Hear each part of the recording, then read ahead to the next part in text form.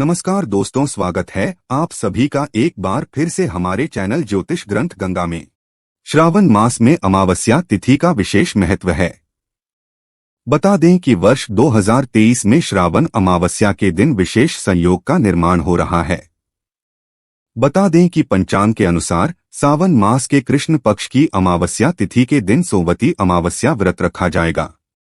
धार्मिक मान्यताओं के अनुसार इस विशेष दिन पर स्नान दान और पूजा पाठ करने से जीवन में आ रही सभी प्रकार की परेशानियां दूर हो जाती है। आज की वीडियो में हम बताएंगे गौ माता से संबंधित एक उपाय जिससे आपको मिल सकता है अक्षय यानी कभी ना समाप्त होने वाला धन प्राप्त करने का वरदान। अगर हिंदू धर्म की माने तो ऐसी मान्यता है कि गाय की सेवा अगर निस्वार्थ भाव से की जाए तो घर में लक्ष्मी का वास होता है। वैसे तो युगों से चला आ रहा है कि गाय को हम कुछ न कुछ खिलाते जरूर है। गाय को सनातन धर्म में लक्ष्मी स्वरूप भी माना गया है। कहा जाता है कि गाय की सेवा करने से घर परिवार सुखी और संपन्न रहता है। जिस घर में गाय की सेवा निस्वार्थ भाव से होती है उस घर में लक्ष्मी जी की कृपा हमेशा बनी रहती है, और जिस घर में गाय की सेवा नहीं होती अचानक से किसी भी प्रकार की वहां पर विघ्न बाधाएं आती रहती है। वैसे तो कुछ लोग शहरों में भी रहते हैं, महानगरों में रहते हैं, तो वहां पर गाय पालना संभव ही नहीं है। लेकिन गाय को वहां पर भी रोटी जरूर खिलाई जाती है। लेकिन कई बार गाय को खिलाने में कुछ भूल हो जाती है। तो कौन सी वो 3 चीजें हैं जो गाय को नहीं खिलानी चाहिए, आज हम आपसे इस वीडियो में साझा करेंगे। लेकिन दोस्तों, उससे पहले आपसे रिक्वेस्ट करते हैं कि वीडियो को लाइक जरूर करिएगा, दोस्तों को शेयर कर दीजिएगा, और आपने अगर अभी तक चैनल को सब्सक्राइब नहीं किया है तो चैनल को सब्सक्राइब करके बेल आइकन जरूर दबाएगा। दोस्तों, गाय के अंदर सभी देवी देवताओं का निवास माना जाता है। तो आप सुबह जो पहली रोटी बनती है वो गाय को खिलाते हैं तो देवी देवताओं का आशीर्वाद मिलता है। गाय को गुरु के साथ जोड़ा गया है, यानी गुरु ग्रह के साथ, बृहस्पति ग्रह के साथ। इसलिए गुरुवार के दिन गाय को रोटी पर 1 चुटकी हल्दी डालकर खिलाएं तो सुख संपत्ति धन ऐश्वर्य बढ़ता है। दुष्ट ग्रह शांत हो जाते हैं। जो लोग मानसिक रूप से परेशान है वह गाय को रोटी पर थोड़ा सा गुड़ रखकर खिलाए तो सकारात्मक ऊर्जा आती है, टेंशन खत्म होती है, स्वास्थ्य अच्छा रहता है। और अगर आपको लगता है कि आपके सभी ग्रह खराब है तो ऐसे में गाय को पहली रोटी रोज खिलाएं।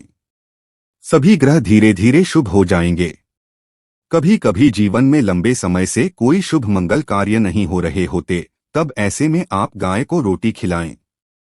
गाय के मस्तक को छूकर अपनी मन्नत कहे, प्रणाम करे, पैर छुए तो आपकी मन्नत जरूर पूरी होगी। तो यह था गाय को आप क्या खिलाएं उसके बारे में। लेकिन गाय को क्या नहीं खिलाना चाहिए, अब हम वो जानते हैं। गाय को रोटी तो हर कोई खिलाता है, अब यह रोटी बासी बिल्कुल भी नहीं होनी चाहिए।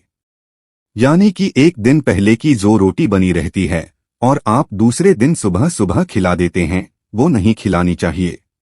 कई बार आप रोटी बना लेते हैं और गाय उस दिन मिलती नहीं तो उस दिन रोटी रखी रह जाती है। फिर वह अगले दिन गाय को खिलाने से गाय का अपमान माना जाता है, वह रोटी बासी कहलाती है। इसलिए गाय को एक दिन पहले की बची हुई रोटी कभी नहीं खिलानी चाहिए।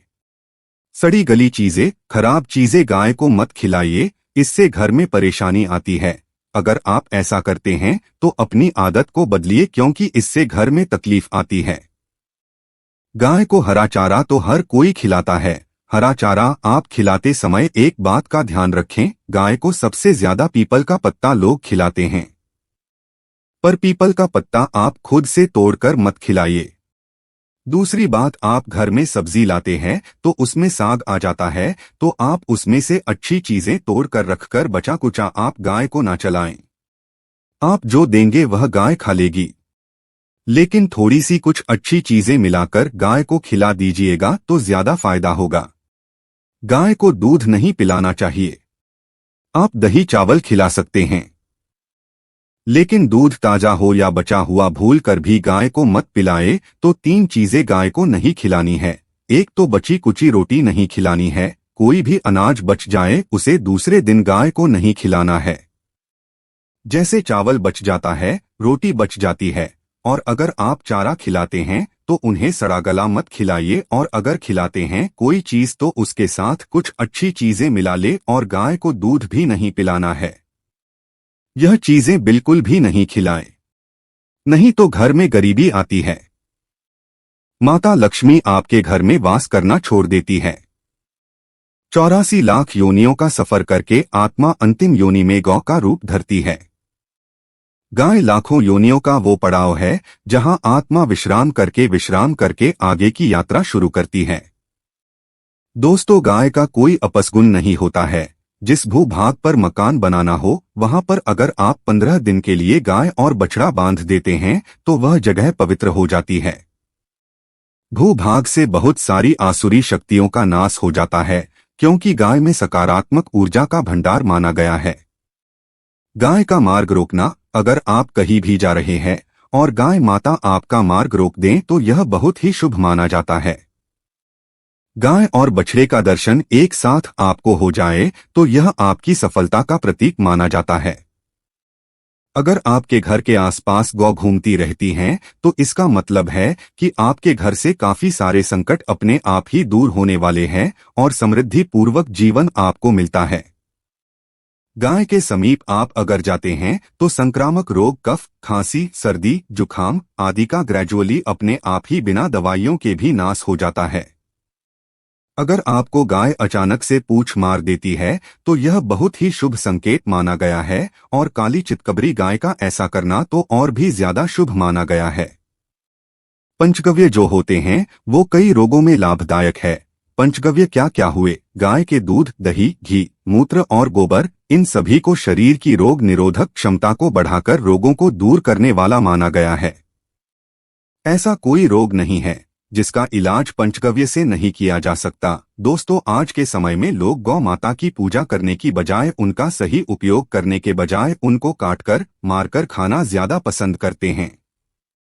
बुरा लगेगा शायद, पर यह सच है। गाय को देने से न केवल सुख समृद्धि की प्राप्ति होती है बल्कि बरकत भी होने लगती है।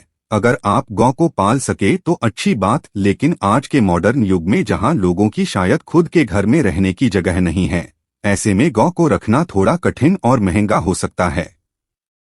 ऐसे में आप गौ को रोटी दे, कम से कम रोटी दे करके आप सुख समृद्धि को प्राप्त कर सकते हैं। आपके घर में बरकत होने लगती है। हमारे बुजुर्ग हमेशा से कहते आए हैं कि गाय को रोटी खिलानी चाहिए, लेकिन समय स्थिति के चलते गाय की सेवा हर कोई नहीं कर पाता। लेकिन कम से कम रोटी तो आप खिला सकते हैं। अगर रोटी भी नहीं खिला सकते, जैसे काफी सारे जो हमारे भाई बहन मलेशिया वगैरह में, लंदन वगैरह में बैठे हैं, उनको गाय नहीं मिलती है, वह पूछते हैं हम कैसे गौ सेवा करें। आप ऐसा कर सकते हैं, आप गौ के नाम के पैसे निकालते जाएं, और फिर आप चाहे तो कभी इंडिया आए तो आप गौशाला में दान दे दे, या फिर आप चाहे तो वहीं पर किसी गरीब को गौ की नाम की रोटियां खिलाए, किसी भी अनाथ आश्रम में चले जाएं, किसी वृद्ध आश्रम में चले जाएं, किसी भी दूसरे सफेद पशु को आप भोजन कराए, ये भी आपके लिए बहुत अच्छा होने वाला है। कम से कम रोटी जरूर खिलाएं। हमारे देश में कई जगह देखा गया है और कई लोगों का प्रश्न आता है कि हम झूठी रोटी गाय को देते हैं, क्या ये सही है या गलत है? हम झूठा खाना, बचा हुआ खाना गाय को खिलाते हैं, यानी जो बच जाता है वो गाय के हवाले कर दिया जाता है। तो आपको बता दें, रामायण काल में गौ माता को एक श्राप मिला था, उसी की वजह से आज उनके साथ ऐसा हो रहा है। उसी श्राप की वजह से गौ माता में देवी देवताओं का वास होने के बाद भी उनको झूठा खाना पड़ता है। यहाँ तक कि पॉलिथीन भी खाते हैं, हालांकि किसी भी लिहाज सही नहीं है। आपको बता दें, वाल्मीकि रामायण में सीता द्वारा पिंडदान देकर दशरथ की आत्मा को मोक्ष मिलने का संदर्भ आता है। जो लोग जानते होंगे वो जानते हैं कि वनवास के दौरान भगवान राम, लक्ष्मण और सीता प्रीत पक्ष के दौरान श्राद्ध करने के लिए गया धाम पहुंचे। वहां श्राद्ध कर्म करने के लिए जरूरी सामग्री जुटाने के लिए राम और लक्ष्मण तो चले गए और सामान लेकर नहीं आए। इधर दोपहर हो गई, पिंडदान का समय निकलता जा रहा था। सीता मां घबराने लगी, तभी दशरथ की आत्मा ने पिंडदान की मांग कर दी। अब गया जी के आगे फाल्गु नदी पर अकेली सीता जी मुश्किल में पड़ गई। उन्होंने फल्गु नदी के साथ वट वृक्ष, केतकी के फूल और गाय को साक्षी मानकर बालू का पिंड बनाया और स्वर्गीय राजा दशरथ अपने ससुर के निमित्त पिंड दान कर दिया। थोड़ी देर में भगवान राम और लक्ष्मण जब लौटे तो उन्होंने कहा कि समय निकल जाने के कारण मैंने पिंड दान कर दिया, बिना सामग्री के पिंडदान कैसे हो सकता है। इसलिए राम जी ने सीता माँ से प्रमाण मांगा। तब सीता माता ने कहा कि जो फल्गु नदी के रेत है, केतकी के फूल है, गाय है और वट वृक्ष है जो मेरे द्वारा किए गए श्राद्ध क्रम की गवाही दे सकते हैं, इतने में फल्गु नदी, गाय और केतकी के फूल तीनों इस बात को मुकर गए। उन्होंने कहा, सीता माँ झूठ बोल रही है, सिर्फ वट वृक्ष ने सही बात कही। तब सीता जी ने दशरथ का ध्यान करते हुए उनसे ही गवाही देने की प्रार्थना की। दशरथ जी ने सीता माँ की प्रार्थना को स्वीकार करके घोषणा की कि ऐन वक्त पर सीता ने मुझे पिंड दान कर दिया। इस पर राम अस्वशत हुए, लेकिन तीनों गवाहों द्वारा झूठ बोलने पर सीता जी उनसे क्रोधित हो गए और उन्हें श्राप दिया। फल्गु नदी से कहा कि जा, तेरा नाम सिर्फ नदी रहेगा, लेकिन तुझ में पानी कभी नहीं रहेगा। इस कारण आप भी जानते होंगे, जो लोग जानते हैं, फल्गु नदी आज भी गया में सुखी ही रहती है। गाय को श्राप दिया कि तू पूज्य होकर भी लोगों का झूठा खाएगी और केतकी के फूल को श्राप दिया कि तुझे पूजा में कभी नहीं चढ़ाया जाएगा।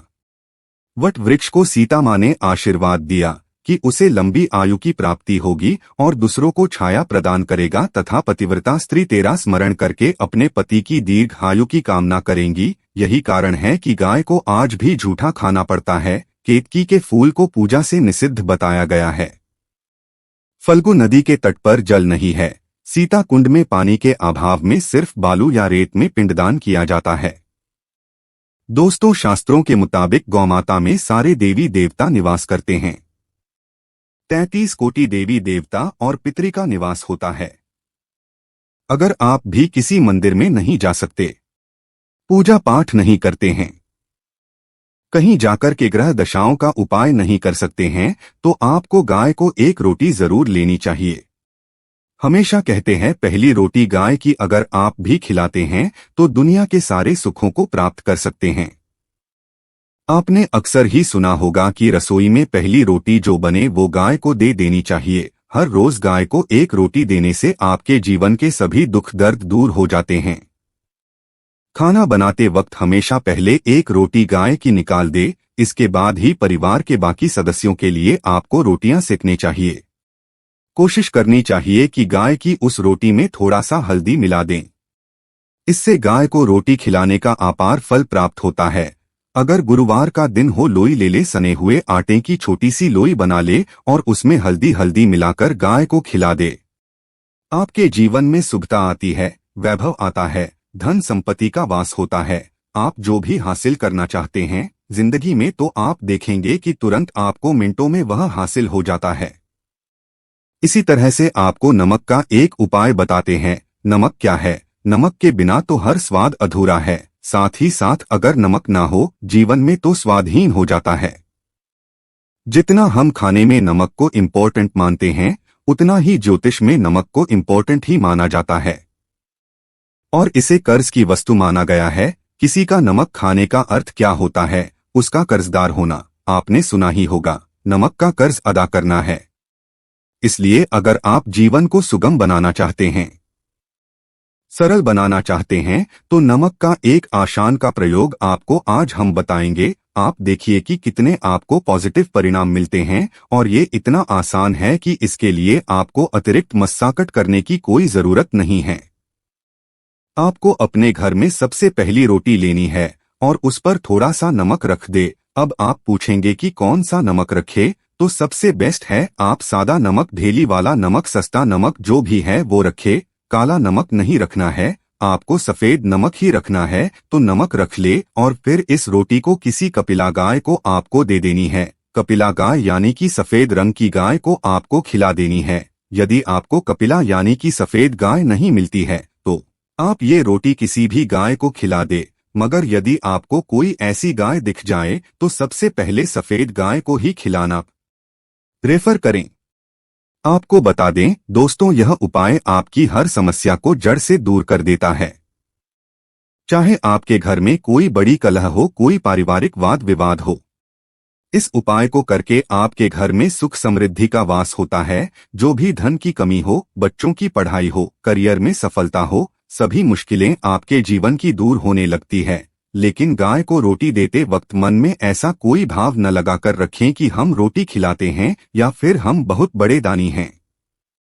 अन्यथा इस स्थिति में पुण्य फल की प्राप्ति होना संचय वाली स्थिति देता है। गाय को रोटी खिलाने से नियम से बरकत के अलावा आप देखेंगे धन संपत्ति में दिनों दिन बढ़ोतरी होने लगती है और आपके घर के ग्रह दोषों से आपको मुक्ति मिलती है।